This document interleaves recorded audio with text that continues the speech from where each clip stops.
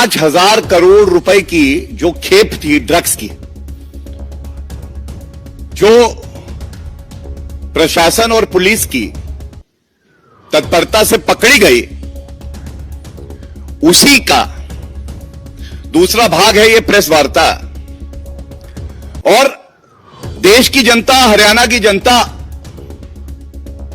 अचंभित है, आक्रोशित है, क्योंकि ये कैसी सी कांग्रेस है। हम सब जानते हैं, C for corruption Congress, C for confuse Congress, लेकिन अब सी फॉर कोकेन कांग्रेस। चिंता की बात है, कांग्रेस पार्टी का एक पदाधिकारी जिसकी गिरफ्तारी होती है, इसके पकड़े जाने के बाद जनता पुलिस को शाबाशी दे रही है, सरकार अपना कार्य कर रही है, और यह भारतीय जनता पार्टी की प्रतिबद्धता ही है कि चाहे कोकेन कांग्रेस कितना ही क्यों ना चाह ले, लेकिन देश के युवाओं को नशे की लत हम नहीं लगने देंगे। देश का युवा रोजगार पा रहा है भारतीय जनता पार्टी से। यह लड़ाई है विचारधाराओं की। नरेंद्र मोदी जी कह रहे हैं कि युवा खेलेगा, शिक्षा प्राप्त करेगा, इनोवेशन होगा भारत में, रोजगार के अवसर पैदा हुए हैं, नौकरी मिलेगी। और दूसरी तरफ कांग्रेस पार्टी है जो भ्रष्टाचार के लिए, सी फॉर करप्शन के लिए जानी जाती थी, अब सी फॉर कोकेन के लिए जानी जा रही है। और क्या यह आज पूछा नहीं जाएगा कि अगर ये जो मुख्य आरोपी 5,000 करोड़ रुपए की ड्रग्स की खेप के जो पकड़ी गई है, जिम्मेदार पाया गया है, तो राहुल गांधी, मल्लिकार्जुन खड़गे, प्रियंका वाड्रा गांधी, सोनिया गांधी, भूपेंद्र हुड्डा, ये लोग चुप क्यों हैं? ये कौन सा नशा है? ये सत्ता का नशा है? आपको लगता है कि आप हरियाणा के और भारत के युवाओं के साथ, उनकी जिंदगी के साथ खिलवाड़ करोगे और जनता चुप रहेगी, भारतीय जनता पार्टी चुप रहेगी? ऐसा नहीं होने वाला। मैं धन्यवाद देता हूं गृह मंत्री श्री अमित शाह जी का, जिन्होंने कल बड़ी स्पष्टता से कहा, और मैं इस बात को पढ़ना चाहूंगा, यह संदेश पूरे देश में जाना चाहिए, हर युवा के मन की बात थी ये। एक और जहां मोदी सरकार नशा मुक्त भारत के लिए जीरो टॉलरेंस की नीति अपना रही है, वहीं उत्तर भारत से पकड़ी गई ड्रग्स की 5,600 करोड़ की खेप में कांग्रेस के एक प्रमुख व्यक्ति की संलिप्तता बेहद खतरनाक और शर्मनाक है। कांग्रेस के शासन में ड्रग्स से पंजाब, हरियाणा और समग्र उत्तर भारत में युवाओं का जो हाल हुआ है, वह सभी ने देखा है। मोदी सरकार युवाओं को खेल, शिक्षा और इनोवेशन की ओर ले जा रही है, और वहीं कांग्रेस उन्हें ड्रग्स की अंधेरी दुनिया में ले जाना चाहती है। कांग्रेस नेता द्वारा अपने राजनीतिक रसूख से युवाओं को ड्रग्स के दलदल में झोंकने का जो पाप किया जाना था, इन इरादों को मोदी सरकार कभी पूरा नहीं होने देगी। हमारी सरकार ड्रग्स के कारोबारियों को राजनीतिक पद या कद देखे बिना ड्रग्स के पूरे तंत्र का विनाश कर नशा मुक्त भारत बनाने के लिए संकल्पित है। तो ये विचारधारा है भारतीय जनता पार्टी और सरकार की। गृह मंत्री जी ने जो युवाओं के मन की बात है, उसको इंगित किया है। मैंने राहुल गांधी की, खड़गे जी की चुप्पी के बारे में बोला।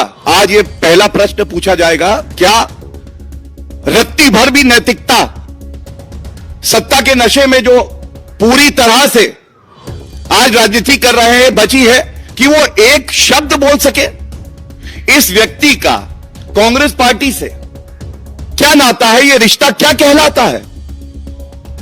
और फर्जीवाड़ा, जिसके लिए कांग्रेस पार्टी प्रसिद्ध है, एंटी डेटिंग करना डॉक्यूमेंट की, फर्जी डॉक्यूमेंट बनाना, यही तो कांग्रेस पार्टी का चरित्र है।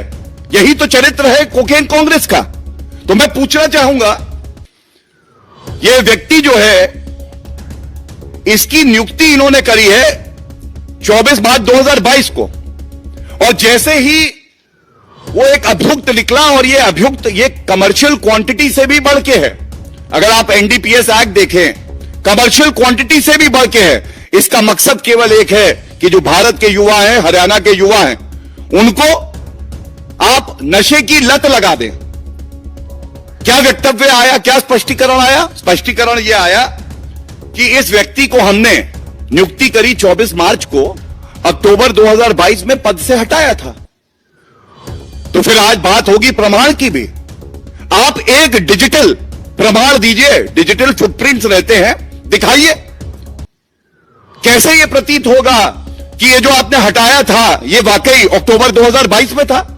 कैसे यह पता चलेगा जनता को कि आनन फानन में जैसे ही ये पकड़ा गया, और आपको पता है जनता ये मानती है आप कोकेन कांग्रेस है, ड्रग वाली कांग्रेस है, युवाओं की खिलाफत करने वाली कांग्रेस है, आपने तुरंत इस तरह का बैकडेटेड एक निष्कासन पत्र निकाल दिया? यह आपसे पूछा जाएगा। और सबसे बड़ी बात है, अगर आपकी दलील है तो मैं यह पूछना चाहता हूं, ऐसे व्यक्ति 6 महीने तक इतने महत्वपूर्ण पद पे बने रहे, यह बात तो आप भी स्वीकारते हैं। अगर राहुल गांधी इस तरह के लोग जिनका एंटीसीडेंट ड्रग डीलर से जुड़ा है, 5600 करोड़, यह कोई छोटी मोटी खेप नहीं है।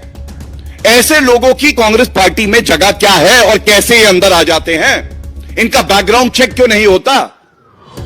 कभी वो व्यक्ति जो महिलाओं को प्रताड़ित करते हैं वो आपकी कांग्रेस पार्टी में होते हैं, कभी भ्रष्टाचारी दिखाई देते हैं, और कभी जो ड्रग डीलिंग करते हैं वो कांग्रेस में दिखाई देते हैं। इस प्रश्न का उत्तर मैं समझता हूं कांग्रेस पार्टी को देना चाहिए, अन्यथा राहुल गांधी का एक ट्वीट है, इसका एक अंश आपके समक्ष रख रहा हूं। ये 4 अक्टूबर 2024 को हरियाणा के चुनाव के संदर्भ में लिखा था, और इन्होंने कहा था ये कमियां हैं और इसका नतीजा नशे के गिरफ्त में बर्बाद होता युवा हुनर।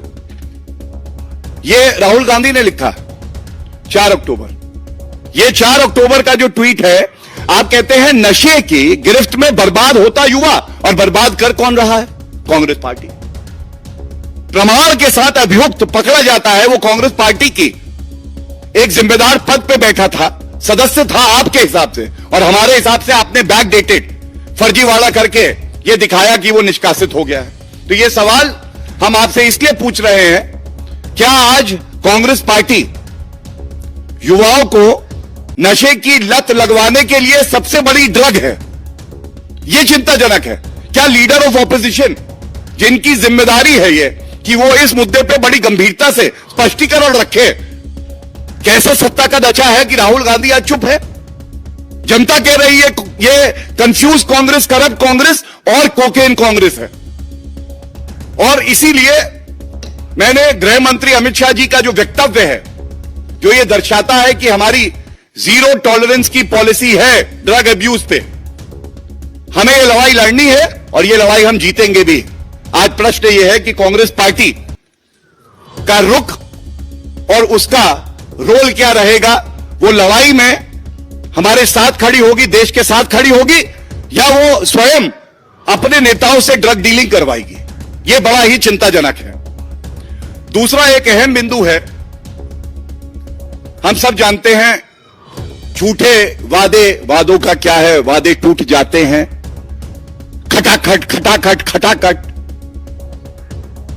चाहे चुनाव कर्नाटका का हो, चाहे हिमाचल का हो, चाहे तेलंगाना का हो, अब गारंटी दे रहे हैं हरियाणा चुनाव में भी। गारंटी तो कांग्रेस पार्टी की केवल एक है। अगर कांग्रेस पार्टी गारंटी देगी, भ्रष्टाचार की गारंटी देगी, लूट खसोट की देगी, ड्रग डीलिंग की भी अब गारंटी देने लगे हैं। ये गारंटी है। कांग्रेस पार्टी, राहुल गांधी आया है तो साथ में भ्रष्टाचार लाया है, महंगाई लाया है, झूठे वादे लाया है। इनके पिटारे में केवल झूठे वादे हैं। हम सब जानते हैं हिमाचल प्रदेश में जनता ने कांग्रेस पार्टी की सरकार बनाई और लोकतंत्र में जनता जनार्दन है। जो वर्डिक्ट आया वो सराखों पर सबने माना। लेकिन आज ये पूछा जाएगा, हिमाचल प्रदेश की अर्थव्यवस्था की हालत ये इन्होंने कर दी, वहां पे जो सरकारी कर्मचारी हैं उनको वेतन देने के लिए नहीं है। और सबसे बड़ी बात है, ये कैसी वादा तोड़ कांग्रेस पार्टी है। टॉयलेट सीट्स, ध्यान दीजिएगा, स्वयं तो कुछ दे नहीं पाए। इतने साल सत्ता में रहे, 55 साल में भी खेतों में, मैदानों में लोगों को जाना पड़ता था शौच के लिए।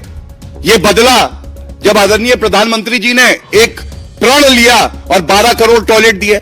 लेकिन कांग्रेस पार्टी हिमाचल में कर रही है, टॉयलेट सीट पे 25 रुपए लिए जाएंगे हर टॉयलेट सीट पे।